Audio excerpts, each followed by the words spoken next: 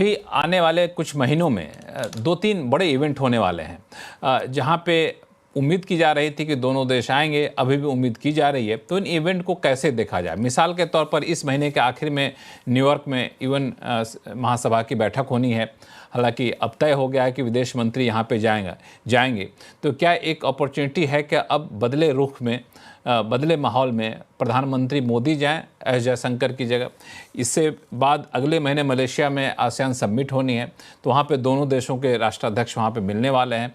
तो इन इवेंट को कैसे देखा जाए? वीना सिकरी मैम, ये एक इवेंट होगा जहाँ पे हम लोग एक दूसरे को साथ आता देख सकते हैं, कुछ बड़ी घोषणाएं हो सकती हैं। जी, ये इवेंट्स हमेशा काफी महत्वपूर्ण होती हैं, लेकिन जो आपने यूएनजीए की बात की, उसमें तो मुझे लगता है कि हमारे प्रधानमंत्री जाएंगे, क्योंकि अब ऐलान हो गया है कि विदेश मंत्री जाएंगे और उनका नाम लिस्ट में आ गया है कि वो भारत की तरफ से भाषण देंगे वहां पे। तो इसलिए यूएनजीए का तो नहीं है, लेकिन आसियान समिट में जरूर है। और अगर क्वाड की प्लानिंग हुई, क्वाड की मीटिंग की प्लानिंग तो भारत में हो ही रही है, क्योंकि इस साल भारत पारी है कि वो क्वाड का समिट भारत में करें।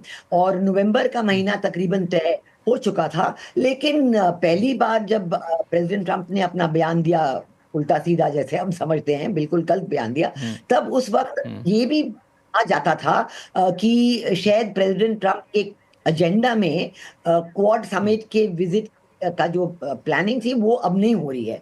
तब ऐसे कहा जाता था और शायद वाइस प्रेसिडेंट आएंगे। लेकिन ये मीटिंग हो ना हो, सबसे पहली बात जो मुझे लगता है कि प्रेसिडेंट ट्रंप और प्राइम मिनिस्टर मोदी के बीच शायद टेलीफोन पे बातचीत होगी, क्योंकि इसका ऐलान प्रेसिडेंट ट्रंप ने किया है और हमारे प्रधानमंत्री जी ने कहा है कि वो प्रेसिडेंट ट्रंप से फोन पे बातचीत करने के लिए तैयार हैं। तो सबसे पहली बात ये है। दूसरी बात जो है, मैं जो बहुत जरूरी है, जो हम कर ही रहे हैं, कि भारत की खुद की इंटरनल तैयारी हम कर रहे हैं कि हम ये जो चैलेंज है टैरिफ्स का और हमारे एक्सपोर्ट मदद करने की बात, वो हम इंटरनली भी इसको सुलझा रहे हैं। एक तो जीएसटी के रिफॉर्म्स हो गए हैं और उसमें लगता है कि परचेजिंग पावर बहुत बढ़ेगी और उसमें लगता है कि कंज्यूमर डोमेस्टिक कंजम्पशन बहुत बढ़ेगी।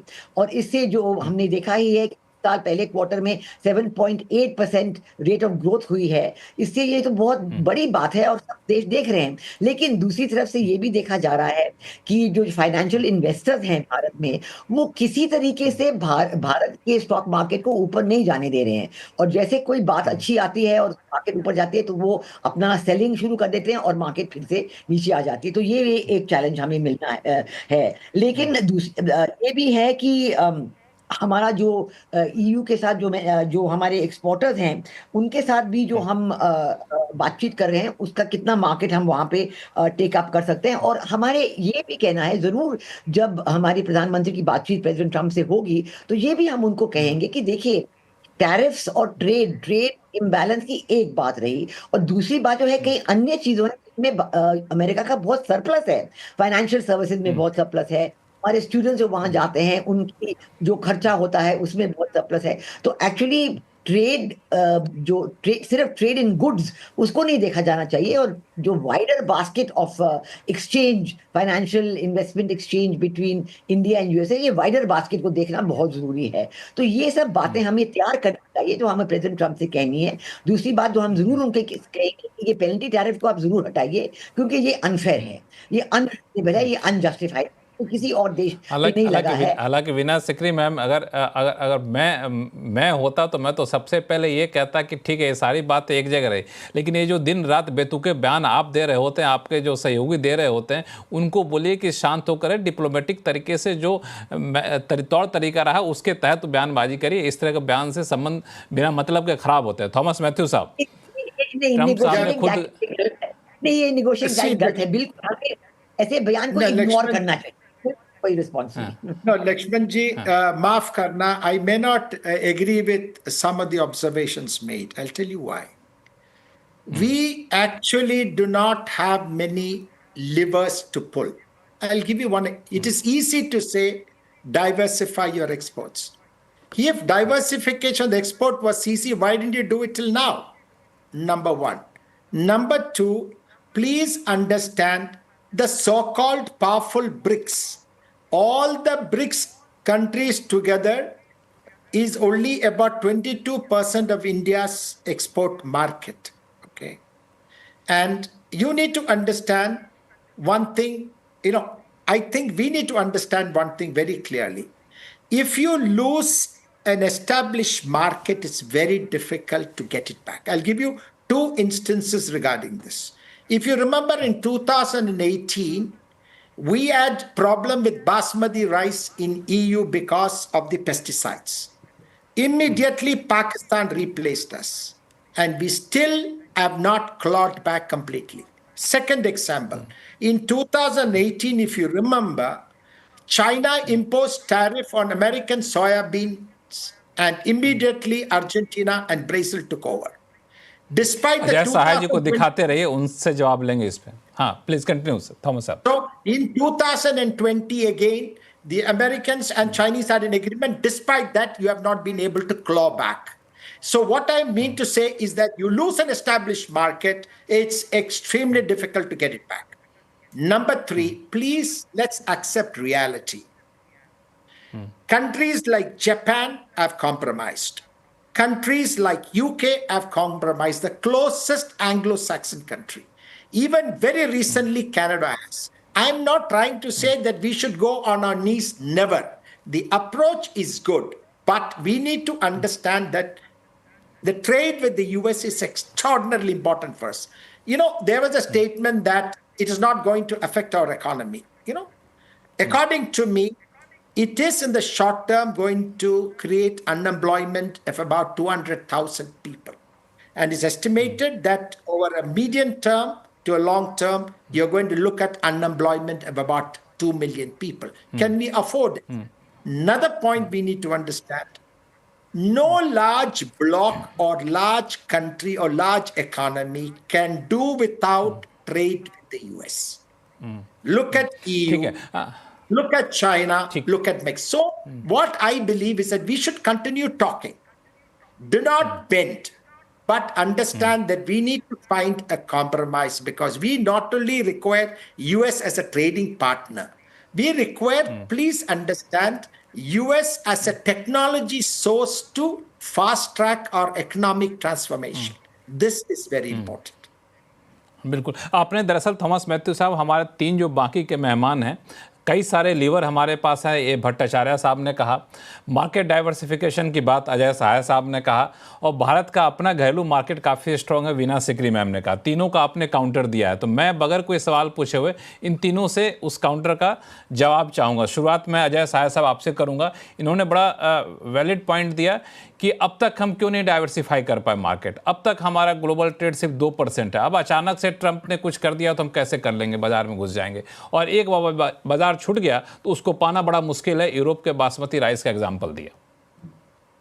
देखिए, मैं बिल्कुल एग्री करता हूं कि बाजार छूट गया, उसको पाना बहुत मुश्किल है. इसलिए हम लोग भी कह रहे हैं कि ये एक टेम्पररी प्रॉब्लम है. इस टेम्पररी प्रॉब्लम को हमें मैनेज करना चाहिए, जिससे हमारा कस्टमर और हमारा मार्केट बना रहे. लेकिन जहां तक डाइवर्सिफिकेशन की बात हुई, आज तक क्यों नहीं की गई है? हम इंडियंस एक क्राइसिस मैनेजर्स हैं. जब कोई क्राइसिस होती है तो हमारा बेस्ट इनिशिएटिव उस क्राइसिस में आता है. अब प्रॉब्ली इंडस्ट्री के लिए वो क्राइसिस हो गया है. जब आपका एक कंफर्टेबल कुशनिंग मार्केट अवेलेबल है, जहां पे आपके प्रॉफिट मार्जिन अच्छे हैं, और ऑन योर ओन आप दूसरी मार्केट में नहीं जाएंगे. लेकिन जब आपके पास ये हो गया, वो मार्केट आपके लिए क्लोज हो रहा है, you have no other option, तब आप उसमें जा रहे हैं. तो मैं एग्री करता हूं, इंडस्ट्री वॉलंटरली नहीं गई है. Industry is now forced to go, and that's why they are going.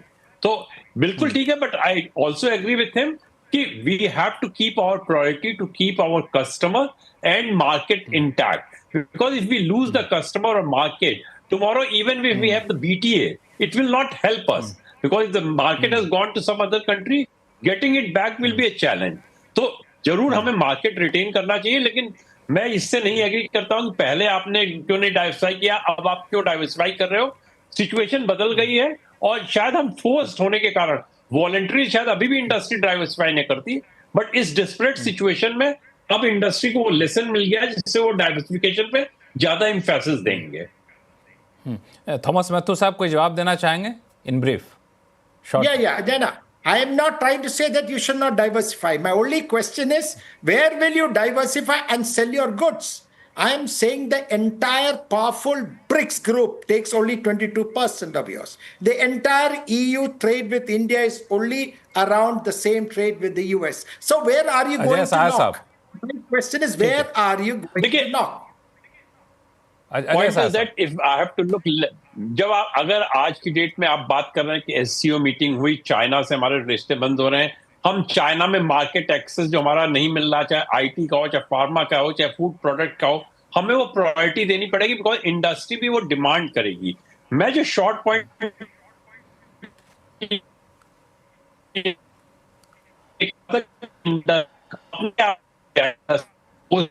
Industry force होने के लिए वो गवर्नमेंट भी प्रेशर डालेगी कि पहले पास में हमारे पास इस तरह के फ्री ट्रेड एग्रीमेंट भी नहीं थे, जो एग्रीमेंट अब मिले हैं, तो उसमें मार्केट में हमें एडवांटेज भी मिल रहा है. जब भी मार्केट में हमें एनकरेज दो तरह है, या हम फोर्स होके जाएं या हमें एनकरेज किया जाए जाना. तो आज की डेट में हम फोर्स होके जाना चाहते हैं, शायद ये भी एफटीए के साथ हम एनकरेज होके भी जा रहे हैं, और अगर कुछ सपोर्ट गवर्नमेंट है उसको पेनिट्रेट करने के लिए, वो अच्छा हो गया और अच्छा. AK भट्टाचार्य साहब, आपने लक्ष्मण साहब, एक simple point.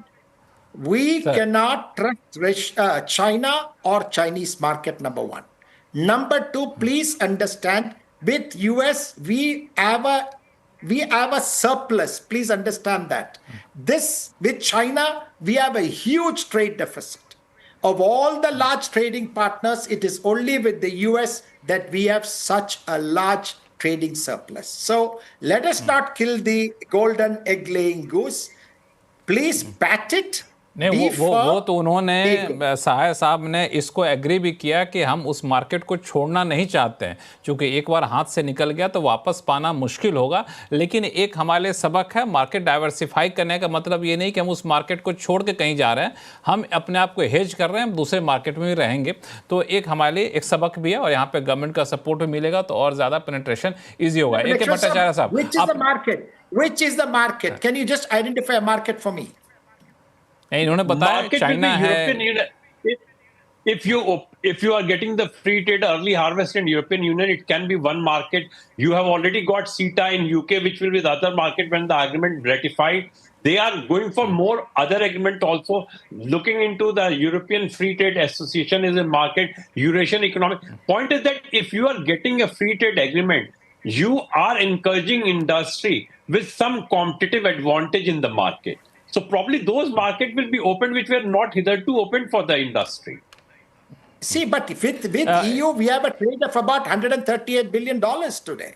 And we have been doing the best we can. No, I am not trying to say we should not. We should diversify all markets into all markets. But please understand, you cannot shift from the US market to EU. Please understand the way I look at it. Shift करने के बाद I think we are on the same page. I'm saying that retain the US market, take a lesson. Tomorrow, if US market goes into recession, what will you do? So it's a lesson we have to take. I'm not saying that you forget about the US market, look into the other market. Try to retain the market to the extent possible, but look into the other options also. हाँ, बिल्कुल US plus market की बात यहाँ पे कर रहे हैं. AK Bhattacharya साहब, आपने शुरू में कई सारे लीवर बताए थे जो हमारे पास हैं, जो नेगोशिएटिंग टूल के तौर पर US के साथ हम इस्तेमाल कर रहे हैं. लेकिन आपने इनसे पहले सुना, थॉमस मैथ्यू साहब का कहना है कि हमारे पास बहुत ज़्यादा इफेक्टिव लीवर है नहीं. हाँ, सही बात है कि हमें घुटने के बल नहीं बैठना है, लेकिन बहुत इफेक्टिव लीवर नहीं है कि हम बिल्कुल तन के खड़े रहें और अपनी शर्तों पर सारी बात मनवा लें. तो एक तो इसका जवाब. दूसरा, मैं समझना चाहता हूँ कि हम लोग US इंडिया रिलेशन को सिर्फ एक ट्रेड डील के तौर पर क्यों देख रहे हैं, ट्रेड नेगोशिएशन के तौर पर क्यों देखें. हमारे पास तो एक बहुत बड़ा रिलेशन है, उस 360 डिग्री में एक छोटा सा हिस्सा होगा जो ट्रेड का मामला होगा. हमारे पास बाकी चीज़ें जहां पे हम लोग नेगोशिएट करके ट्रेड के बदले वहां पे हम लोग कुछ US की ज़रूरत है, जो हमारी भी ज़रूरत है, तो वहां पे हम लोग बातचीत कर सकते हैं. इसकी संभावना कितनी रहती है? देखिए, जो लीवर की बात जो है, मैं ये समझता हूं कि जो लीवर बनाने से बनता है लीवर, अगर आप उसको इस्तेमाल नहीं करेंगे वो लीवर नहीं होगा. जैसे कि हमारा जो इंटायर डेटा मार्केट जो है वो एक बड़ा लीवर बन सकता है, किस तरह से हम उसको लीवर को बनाएंगे वो हमारे ऊपर निर्भर करता है. इस वक्त अभी तक हमने उसको, हमारी जो भारत की जो इंटायर डेटा जो मार्केट जो है, डिजिटल बैकबोन जो है, उसको हमने लीवर नहीं बनाया अभी तक। दूसरी बात जो ये है, डाइवर्सिफिकेशन की जो बात है, डाइवर्सिफिकेशन सिर्फ डाइवर्सिफाई करने से नहीं आती है। डाइवर्सिफिकेशन तभी आती है जब हमारी डोमेस्टिक ट्रेड पॉलिसीज कंड्यूसिव हो डाइवर्सिफिकेशन के लिए। अगर हमारी जो टैरिफ पॉलिसीज, अपनी टैरिफ पॉलिसीज अगर अनकॉम्पिटिटिव होती हैं, तो हम डाइवर्सिफाई उतना नहीं कर सकते। हम यूएस के ऊपर ज्यादा डिपेंडेंस होगा, चाइना के ऊपर ज्यादा डिपेंडेंस होगा। मैं समझता हूँ कि डोमेस्टिक इकोनॉमी में अगर आप कॉम्पिटिटिव नहीं बनाएंगे, उसके टैरिफ से, ईज ऑफ डूइंग बिजनेस से, उसमें काफी डोमेस्टिक ट्रेड पॉलिसीज का बहुत बड़ा एक योगदान है इसमें। उसको अगर हम ठीक से नहीं देखेंगे तो हम इसी इसी फंदे में फंस जाएंगे। मेरा मानना यही है।